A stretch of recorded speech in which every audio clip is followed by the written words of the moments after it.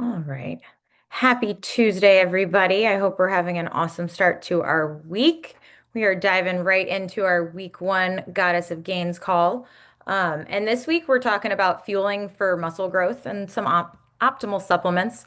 And fueling for muscle growth is my favorite thing to talk about. One, because I love food, but it's where the magic happens. Like you can train perfectly but without proper nutrition, without proper recovery, which Casey's going to go a little more into recovery in a couple weeks, right? Yeah. Um, right. Okay. Yes, I think that's next week. Yeah. Okay. So, but yeah, I didn't go much into that one. We're just going to talk mostly about nutrition. But like you could have the most perfect workout plan, training split. And if you are not fueling your body properly, you're not going to build muscle. Like you're trying to build a house without enough bricks. It's just not going to work. So, we're going to break down today how to actually eat to build muscle, how to like time your meals a little bit without being obsessive about it. What supplements are worth it, which ones aren't really worth it, and then how to track your progress without letting the scale dictate how we feel. Um, so first thing is the real keys to muscle growth and like why fueling matters. Um, your body doesn't build muscle from workouts. It's going to build muscle from the recovery after the workout. It's going to build muscle from the nutrition after the workout and before the workout. Training is the stressor. Nutrition is the repair for your body.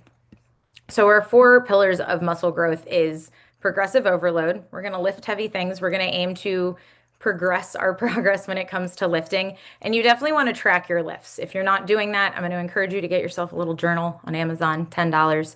Track your lifts, put little notes in there, let yourself know how you're feeling. I always like to track my cycle with my lifts as well, and not to like cycle sync, but to just see how I'm feeling, to touch base with myself, because you can go in and the weight doesn't move and next week it does move and you're like, oh, what was going on there? Well, 2 days before my period, just probably wasn't feeling it.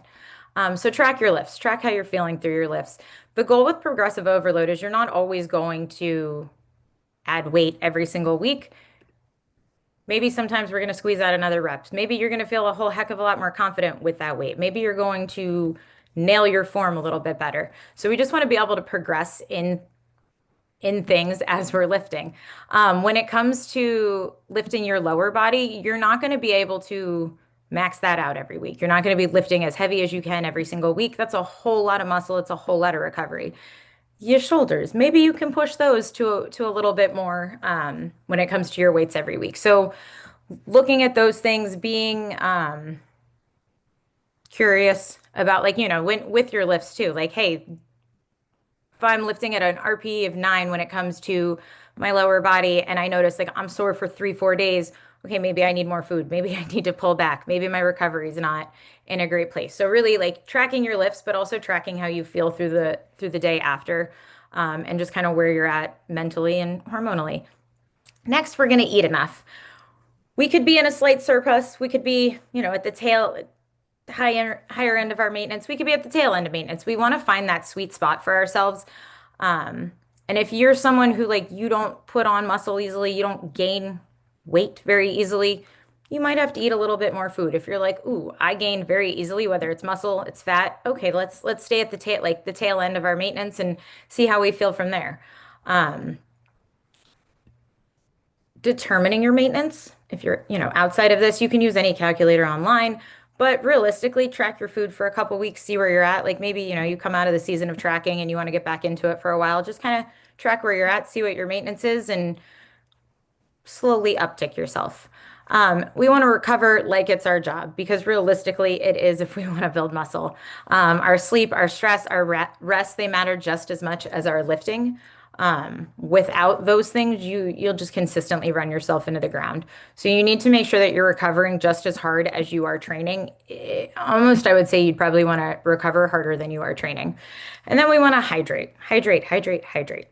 Your muscle is 70% water, but not also that, like if you have a downturn in hydration of up to like 3%, 1 to 3%, you're not going to lift as effectively. Like your performance can come down up to 20%. So water matters so much with how well you're lifting in the gym. Um, Next, how do we know if we're eating enough? I put a bunch of asterisks by this one. The goal is gaining half a pound to a pound per week. And I put a bunch of asterisks by that because you could be in a body composition space, a recomp space where you are not gaining a whole heck of a lot. Um, or maybe you do need to gain a lot. Maybe you need to lose some fat before you gain while gaining muscle. So we don't always want to just look at what we're gaining on the scale, but that could be a good barometer of how much you want to gain a week. If you're gaining more than that, we are way too high. If you're not seeing any gain on the scale, you need to increase your calories. I'm sorry, we got a few more people in here. Make sure. All right. Um, guzzling water now. I love it. Perfect. Um, all right. When you are eating more food, and I know this is the scary part, like this can feel very uncomfortable, but our body needs a surplus. It needs like to build, you need more. You need a surplus. Um, we want to start really small. So again, like you maybe it's 100 calories, maybe it's 50 calories. Just start a little bit. But you can eat an upwards of I want to say an extra two to 250 calories at least. And again, there's always an asterisk by that. So we want to come at ourselves with curiosity. Give yourselves a few weeks because there's going to be bumps in the scale that aren't actual real gains. So you just want to give yourself a little bit of time and not respond emotionally to these things. Um, but if your strength and your energy aren't improving after 2, 3 weeks, we want to look at our intake and start bumping that up just a bit more. Um, there is thought that like, hey, you can just jump up to this like higher number and you don't have to make these staggered steps, but you're probably not going to feel as good and it's going to be a heck of a lot harder to be consistent. Um, and I really want to encourage you to do things slowly, whatever it is, wherever you're at, because if this is a lifelong process and we're doing this for the next 60 years, taking an extra week or two to really gauge where you're at is not going to set you back at all. Um, So we want to expect to see fluctuations on the scale. We want to gauge where we're at with maintenance and then just increase our calories by 100 or so every few weeks. And again, I know it's really scary. I know it's scary. And if the scary part does come from getting on the scale or I'm feeling bigger, there's probably another layer of diving into what's going on there and what that truly means to you. Like those numbers on the scale that we feel like we have to be, there's something to that story and kind of looking at yourself and peeling back the layers of what that story is and why we feel like we have to be a certain weight. Um, it helps us navigate the the build a little bit easier. And just life, right? It's good to know what makes us tick. So macros that make the magic. We want to be eating enough protein. That is like one of those, that is a non-negotiable for recovery. It's a non-negotiable for muscle repair. It doesn't so much build the muscle, but it repairs the muscle. And you want to aim for zero point 0.8 to 1 gram. I would just say about a gram per pound. You can go higher than that, but aiming for about that 1 gram per pound of ideal body weight and not like 115 pounds where we're gonna unless you're like 4'11 we're gonna be eating like 125 130 135 140. I have some clients, they're 6 feet tall, they're eating 180 grams of protein a day. You want to eat a decent amount of protein to support your body. Next, I like to take my total amount and multiply it by 30% for fats. We want to make sure that we're getting enough fat for hormone production, for like it's extremely satiating. You could eat chicken and broccoli and like, yeah, you have volume. Yeah, you have protein, but drizzle it in butter and it's a whole heck of a lot better of a meal. You're going to feel satisfied for hours to come rather than like an hour later, you feel peckish and you want some more food. Um, you can trend a little under the 30%. I'm someone that's very cautious about that. I'm a big believer in, hey, we have some stressors going on with the body. Let's just give the hormones fats to be really happy. And then the rest of your food, 40 to 50% is going to be carbs. Um, and that's probably a heck of a lot more carbs than you have eaten in your life. But carbs are where we're going to get the muscle building from. It's what's going to give our muscles the nourishment. It's going to give our muscles the glycogen. It's going to give our body the energy, all the things we need to train effectively to be able to build muscle. Um, I put this down here and then I honestly couldn't tell. It says, think of carbs as the gas pedal, protein as your bricks, and fats as your oil change. And I honestly couldn't tell you what my mind was thinking when I said that fats are an oil change. The metaphor has lost me. So maybe, I don't know, we use it sparingly. All right, when to eat. And that's a big question I get from people, like, and realistically, you could eat whenever and you'll be fine. but we don't want to just be fine. But I also don't want you to think that you have to obsess over these meal timings, right? And so this is a very loose meal timing. Pre-work, like, and this is for performance. Like when it comes to working out, you want to eat before. And if you get up at 5 a.m. to train, I get it. You're not going to eat a whole meal. Like that is what it is. If it's something like that, we're going to lean really heavily into simple carbs. Like I love fruit. I love juice before I train. And I did put down here when it comes to hydration, a recipe for Nature's Gatorade that I've been leaning into as a pre-workout snack or pre-workout nourishment. So we'll talk about that one. But just lean into these very easy, simple carbs. Fruit's a great one. Um, there's some days I'll eat like toast with honey on it, right? Like it doesn't have to be fancy. If you have a little bit more time before you're training, you're going to want to have more of a balanced plate so your body doesn't use those carbs in the next 30 minutes. And then, you get into your workout and you don't really have that available for you. When it comes to intra-workout, a lot of people believe that's like, hey, we're just going to do this when it comes to high performing. I love it. I love intra-workout snacks. I'm going to be eating fruit snacks through my lifts, no matter where I'm at with my training. One, especially if you're training early in the morning, like you get more like, okay, why don't we, you can't eat when you first get up cold. Go to the gym, get on the treadmill, warm your body up, start doing your stretching, then maybe you can eat some applesauce, right? So I like it for that, as well as like, I get more out of myself when I have a little snack in the middle of my workout. So maybe it's a mental thing, maybe it's a, um, my body having the carbs. But either way, like I'm a huge believer in the intra-workout snacks. Get yourselves like the honey sticks, throw them in your gym bag. And then when it comes to a post-workout meal, we want to cover all the bases. Um, I'm not supposed to say fats and carbs, but we want to cover all the bases. We want to have a balanced meal of protein, fats, carbs, and you don't have to eat within 30 minutes of training. Like that's not, it's not a realistic way the body works. But you just want to make sure that you're fueling yourself. You don't want to just get out of the gym and then go on about your day. You can have a protein shake, with a banana and some peanut butter. You could do a whole meal. Usually I like to hold on to last night's leftovers as my post-workout meal, so I don't really have to think about it. It's usually in a Tupperware if I can leave it in the car if I have to go do other things. Or I have a shake for that meal. And when, this is just a side thing, I do have like we'll talk about it now.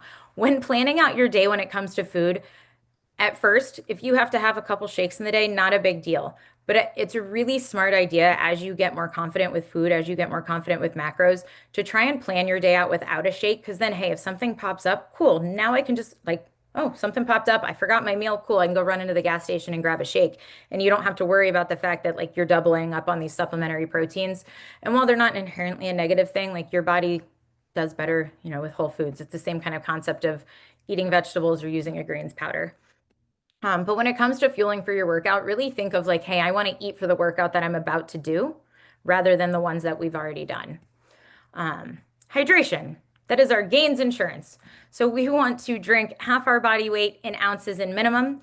And then you're going to add some for sweating. And I had a coach one time tell me that you could, if you're a heavy sweater, which I tend to be, you can weigh yourself before a training and then weigh yourself after. And then it's like 10 ounces for every pound you lose while training, 10 to 15 ounces. And I just thought that was like a fun little thing to know about yourself. But usually, like, I don't know, I'll add like 15 ounces or so for every hour of sweating, 15, 20 ounces for every hour of sweating. And that's what I've known works for me really well. But we just want to keep ourselves hydrated. Like your body is made of water. You wake up already dehydrated. Like when we wake up, we're 3 to 5% dehydrated. So we're already in the hole. So wake up, get yourself some water. Adding some electrolytes is great, especially if you live in a drier area, if you are a sweatier person. I think most everyone, and again, there's an asterisk by that, can benefit from electrolytes. One that has a decent amount of salt, potassium, magnesium. You can use trace minerals, any kind of thing. And then this Nature's Gatorade. This has been one of my favorite things for pre-workout. I've been taking oranges, blending them up with some lime juice, with some lemon juice. I threw in some kiwi because I had a whole bunch of them. Salt, cream of tartar happens to be very high in potassium. It is phenomenal. And coconut water. It tastes so good. It has like 20 carbs for an 8-ounce serving. So it's a really good way to get in some fast acting carbs before a training. And then something else that I've learned recently, when it comes to things like sugar-free Gatorades or just like your sugar-free electrolytes, we need sugar to get the water through the cell membrane. And so those sugar-free things are actually not really hydrating. So if you're gonna get a Gatorade, if you're gonna get a Body Armor, get the ones with the sugar, dilute it if you need to, only drink a little bit, but just know that like the sugar is not gonna be that bad for you. Um, Drink it before your workout. Track it. You'll be good. All right, we have our supplements that are optimal for helping us build muscle. We have a whey or plant protein. Again, it's a great supplement. It helps us get in that 20, 30 grams of protein. Whey is one of the most bioavailable proteins to the body. So it uses almost 100% of it. So it's a great protein to lean into. Plant protein is fabulous if you don't like whey. And a lot of times if you use a protein powder and it's affecting your gut, it might be the artificial sweetener or the flavorings in it rather though than, if you can have dairy, but like the whey protein's bothering you, it's something else in the protein powder. Plant proteins can cause some gas at first, just a heads up. And there is a third one, and I don't know why I didn't put this in here. You can get, there's a brand, I'm sure there's a few of them. I like the brand Noble. It's a nose to tail animal protein. So you're getting organ meat. You're also getting collagen in it. And it's a whole food source, which I really like that as well. We want to add in some creatine monohydrate, 3 to 5 grams daily, every single day, whether you train or not. Any time of the day is perfectly fine. It doesn't have to be just before your workout. It helps your body repair and recover muscle tissue more effectively. It helps with mental cognition. It helps with energy production.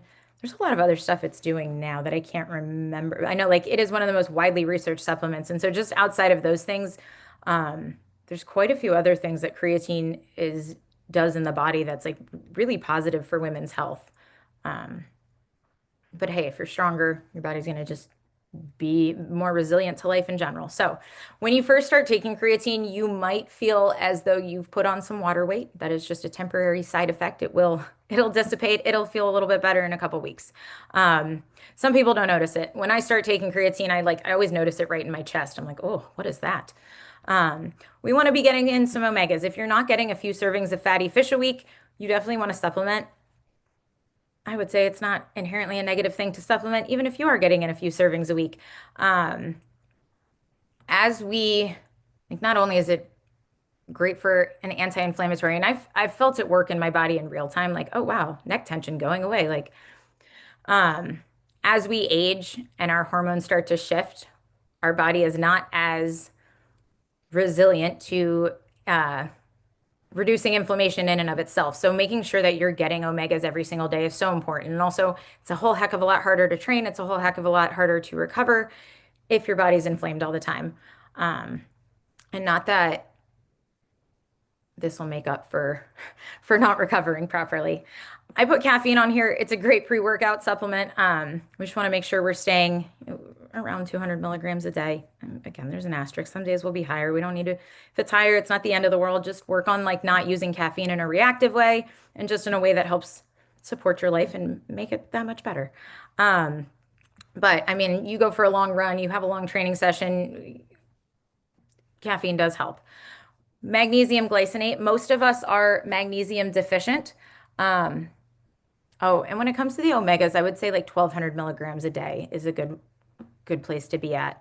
There's supplements that have more. There's supplements that have less. I think that's what the FDA recommends. For what one was it? For the omegas, Oh, yes. And oh, I think I was gonna link my favorite. I'll pull up my favorite brand too. okay. Um,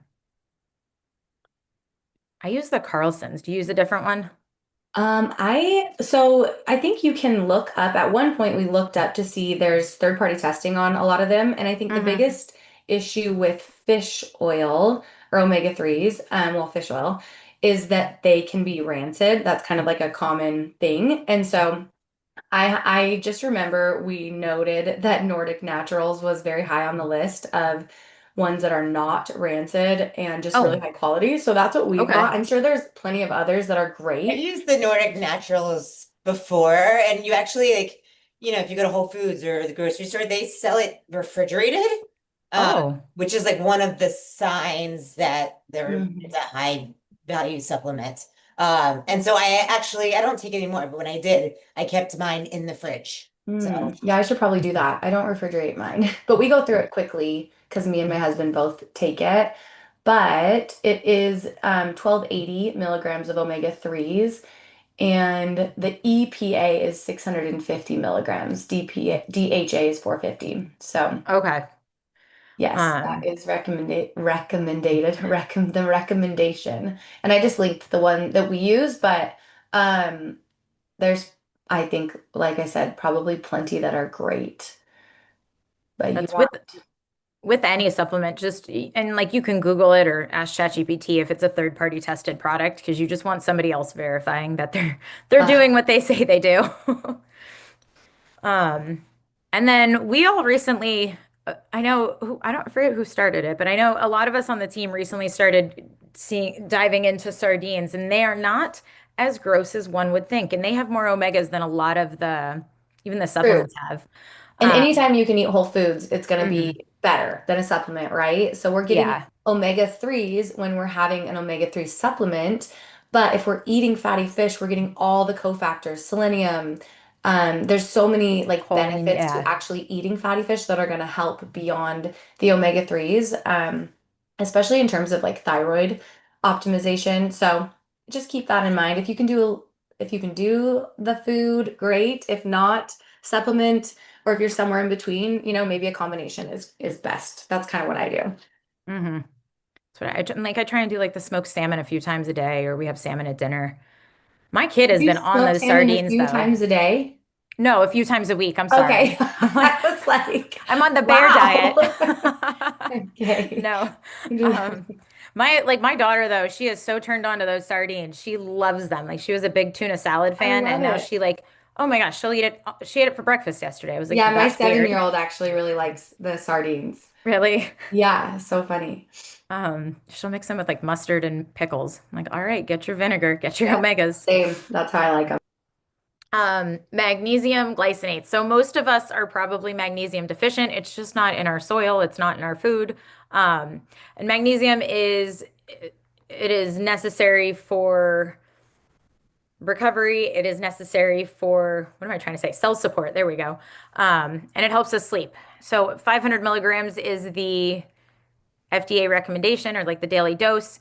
If you aren't taking any, I encourage you to slowly titrate your dose up. It can sometimes have a very trippy effect on your dreams. And a few clients have just noted that to me going right into the 500 milligrams. So it's something I've put in my pocket over the years. Um, but it helps calm the nervous system, just helps calm our body, puts us, we're all a little too stressed and we're moving into the holiday season. So if you're not taking magnesium, I encourage you to get some of that. I like the brand Doublewood on that one. Again, like you can look for a third party tested product.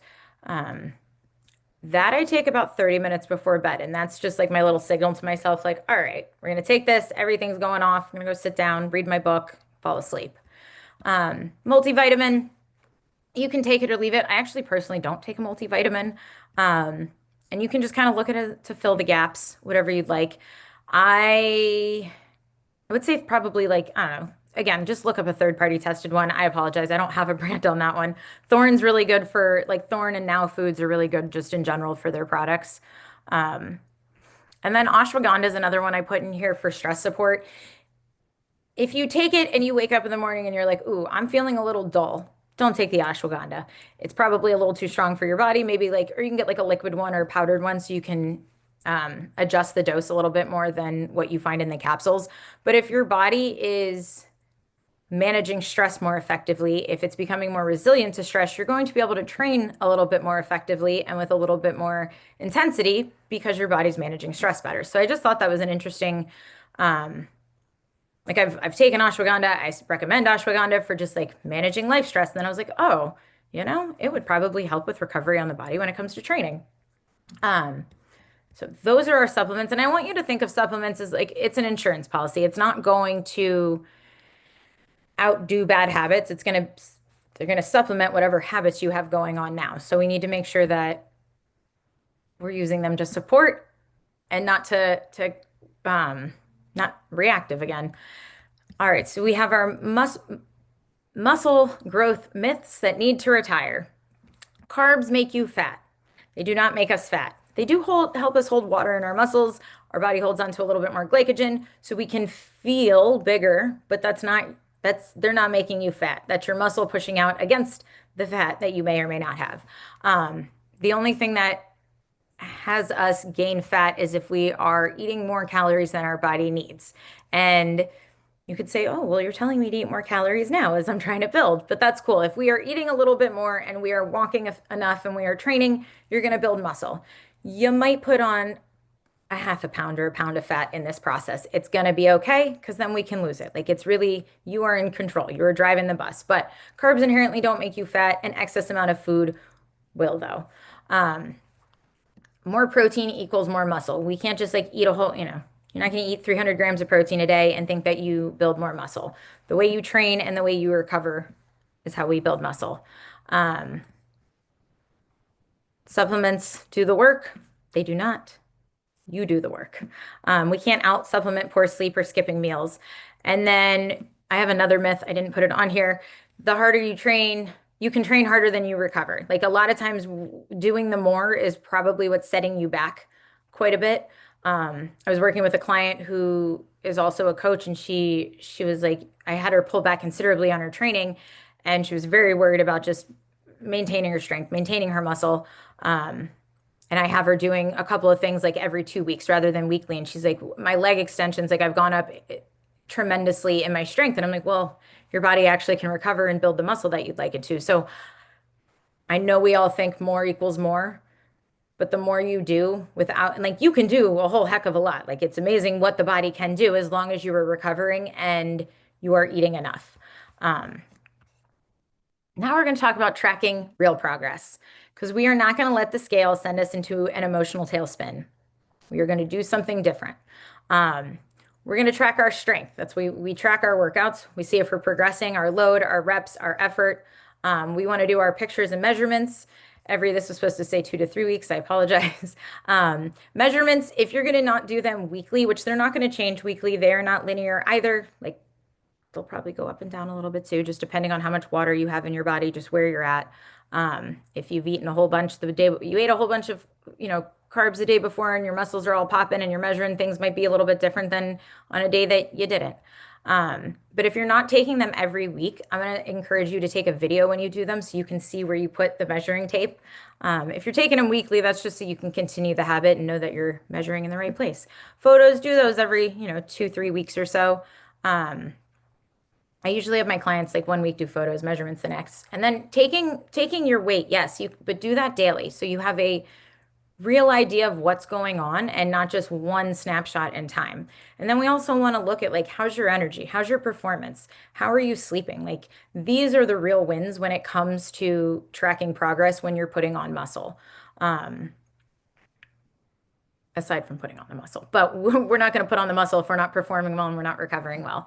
And then I want you to think of like if we took a golf ball, we took a tennis ball, and we took a beach ball, which one weighs less?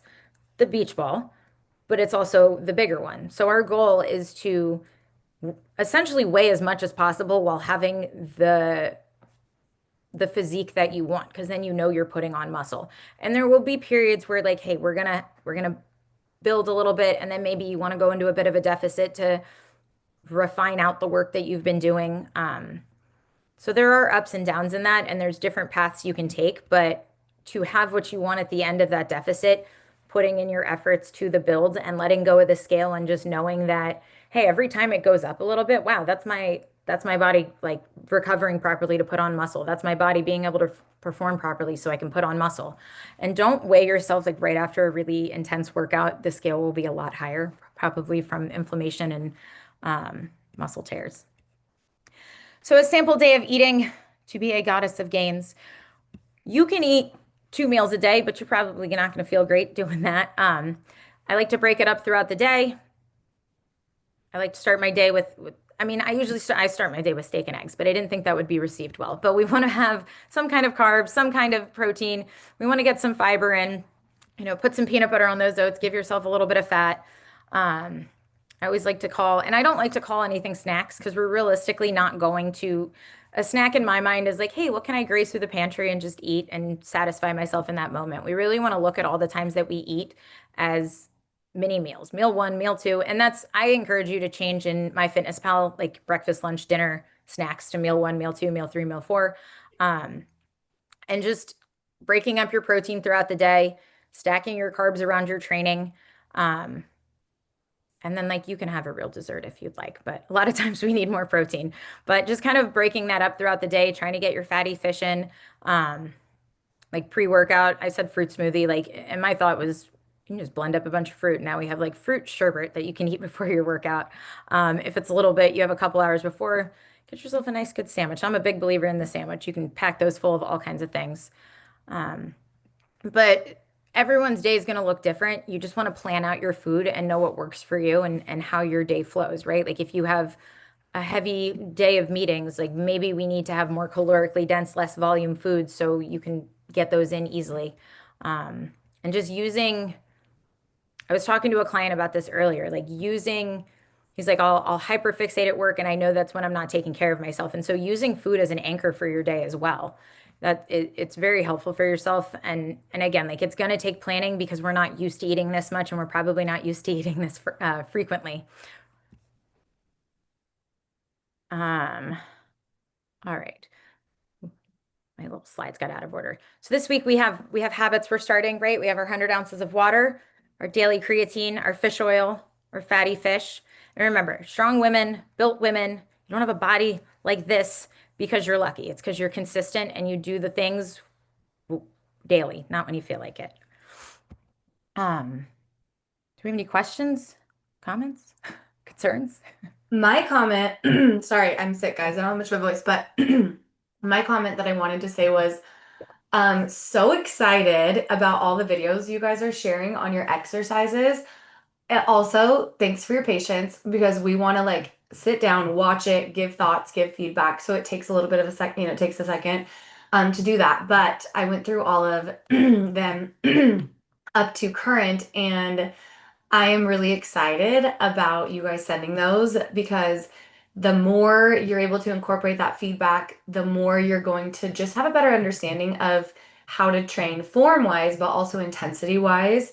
And so I just want to give props to all the women that were like vulnerable enough to share those videos, because you'll only improve by doing so. And I also want to say, when I'm giving feedback, just know like nobody looks bad. You guys are all doing a great job of lifting. But even if you were like I mean, I know Casey, I know you've competed in weightlifting, haven't you? I mean, even as I went to, nationals for weightlifting, I was always getting feedback on my lifts. Like just know there's always room for Always improvement. something.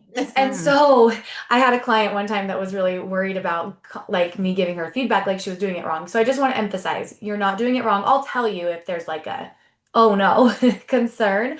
It's more going to be all of our feedback is more going to be on how you can better optimize the lift, especially for the muscles that you are working or that the intention is to be worked. So the one exercise too I want to give kind of like reassurance on is that standing abduction, that glute med hip thrust. There's a couple names for it, but the glute med hip thrust where you're standing and you either are banded or with a plate.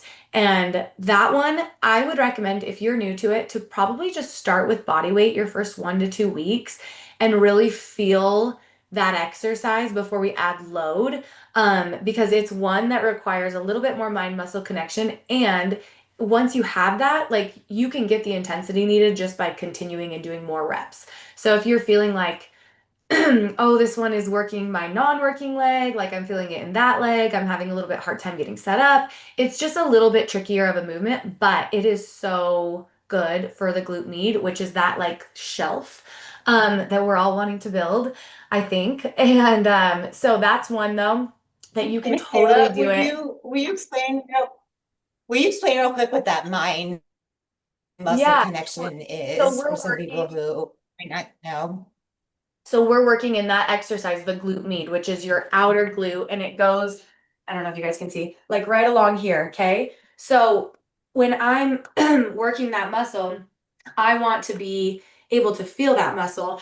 And that can be really easy to do if you're used to doing that. Or when I first started lifting, like for building muscle for hypertrophy, it was really hard for me because I came from a track and field background. I came from a CrossFit background where it was like, do it as quickly as you can and not slow down, feel it in the muscle. I think people that come from like a yoga background have a lot easier time with this because they're used to at least like being in control, focusing on breath, slowing movements down. And so if you are like many of our members and come from like a performance-based background, especially CrossFit, this might be a little challenging for you. And so as sometimes it helps for me to touch where I'm focused on, that tactile kind of cue can be really helpful. So in the glute with the glute med hip thrust, let me see, I think I have a blurred background. Okay, this is gonna, I wasn't prepared for this, but let's just see if you guys can see me. Okay, so with the glute med hip thrust, can you guys see me? Sort of. Mm-hmm. So you are going to be working this standing leg. So I like to hold on to something for support. But you're sinking into it and feeling a stretch. So we're stretching the glute here. And then at the end of the movement, you should be here with it. So ideally you're lifting this leg up, but the lift here isn't what's causing the strain. It's you lift this leg to get this glute med contracted. So if you even hold on to something and just lift your leg up and feel it, put your hand on that glute med, you should feel it squeezing. So that's what we want. So a lot of times, some of us were doing it banded and the band was too heavy. So we're getting to like here. And if you feel it, like it's engaged. But when you drive up to here, you're closing this hip angle and getting a really good squeeze on this glute. So that's what we want to create. So if that means doing it without weight and just feeling that, like you could even just keep your hand here, feel the stretch, feel the squeeze, um, then that is what we want to accomplish with that. And so hopefully that helps. So that knee drive is really just to get that angle closed so that your glute med is contracting. So that's one, like do it slow, get a feel for it probably these first 2 weeks. And you should feel it like the next day, even just doing it body weight. Mm-hmm. Um, and then you can work on adding a band or adding a plate, just to get more, like to just challenge that glute med more. So hopefully that helps. Some other tips, I guess, just that I was noticing as I was watching videos. Um, now that I'm out of breath, I have this head cold. I like can't breathe as it is. So on hip thrust, a couple things. This is like kind of common that I was noticing for a lot of the videos I was watching. This isn't poor form, but something you can do to emphasize more glute contraction on your hip thrust is turning your feet out at about a 45-degree angle. That's going to, if we're straight, we're using more hamstring. So if you turn your feet out at about 45 degrees on any on any thrusting movement, so another, I guess, well, on hip thrust, another example, which I don't think we have these programmed, but if you ever do like a 45-degree extension on the glutes, turning your feet out a little bit can also take emphasis off hamstrings. So that is something that you could implement next week and see how that feels. And then also some of us had a negative shin angle on those, meaning our feet were just a little bit too far forward, which is going to put more tension on hamstrings, right? If you just hold a glute bridge and you walk your feet out, you'll feel hamstrings engaging more. So bringing your feet in towards your glutes, getting that vertical shin. We kind of almost always want a vertical shin on more glute emphasized exercises.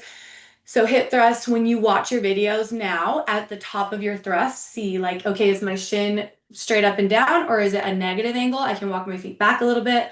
Or is it like feet a positive angle and my feet are too close to my glutes? That's going to bring more quads into it. So just getting that vertical shin, turning feet out a little bit, tucking chin, keeping a neutral spine. Those are things to emphasize on the hip thrust. And then on the Bulgarian split squat, not getting too spread with the feet. That was one thing I noticed, like just really spread out with your feet. You're going to be able to drive better if they're just a little bit closer together when you come down at the bottom.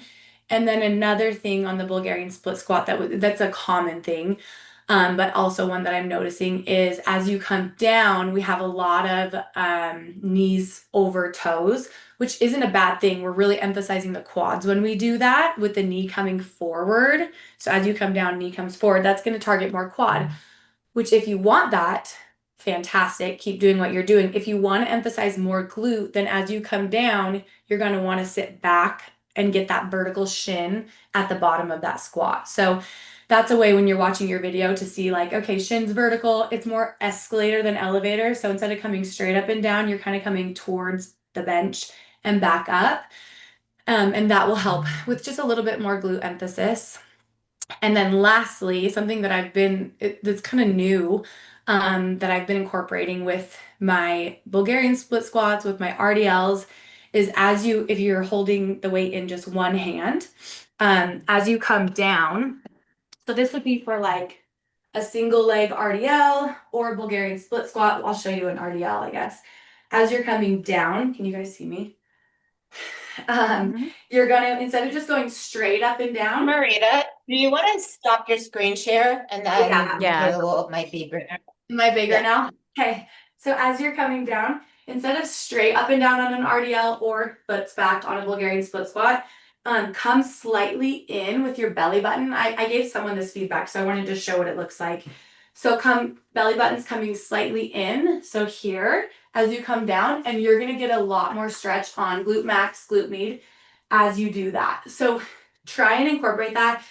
This would be like if you're stabilizing and doing maybe a staggered stance RDL, or if you're doing a Bulgarian split squat, as you come down, if you have a single dumbbell, coming in slightly for belly button, kind of towards that knee.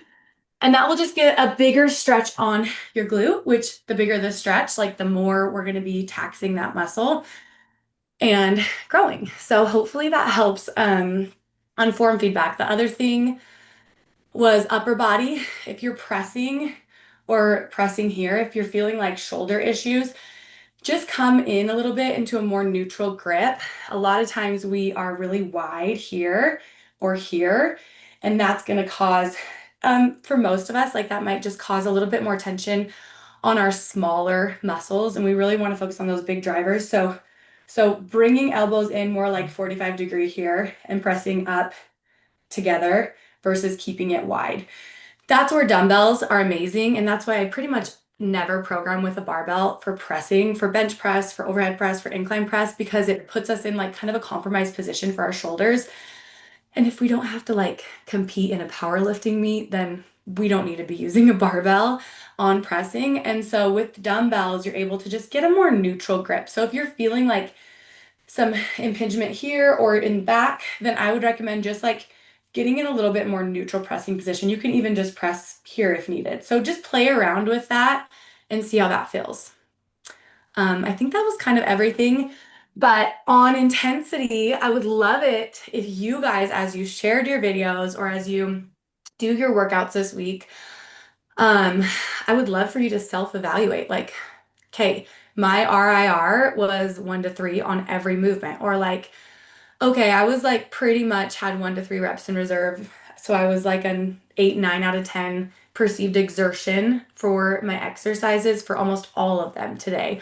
Or like, okay, I was just getting a feel for the movements, working on that mind muscle connection, which is really important and good to do, especially if you're new to lifting. Like I would rather you start with that. We want that first before we bring the intensity, the load. Then that's okay too. Like, let us know, like, what are you focused on when you're lifting and how did that go for you? And we would love to hear you share.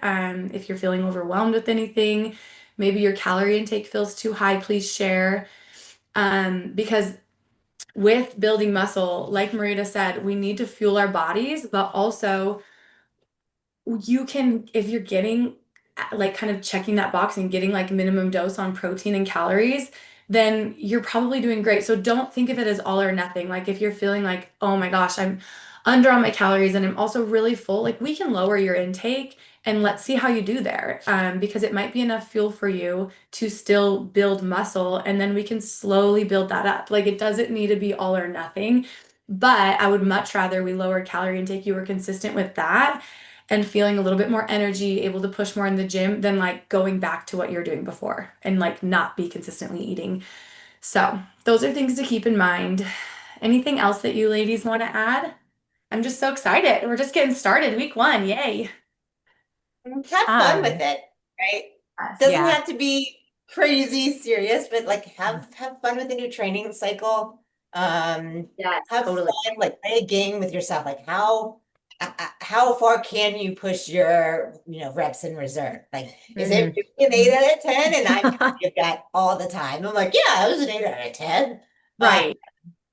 You have but yeah, I mean, regular reps you can do. have fun with it. See where you can go. Yeah.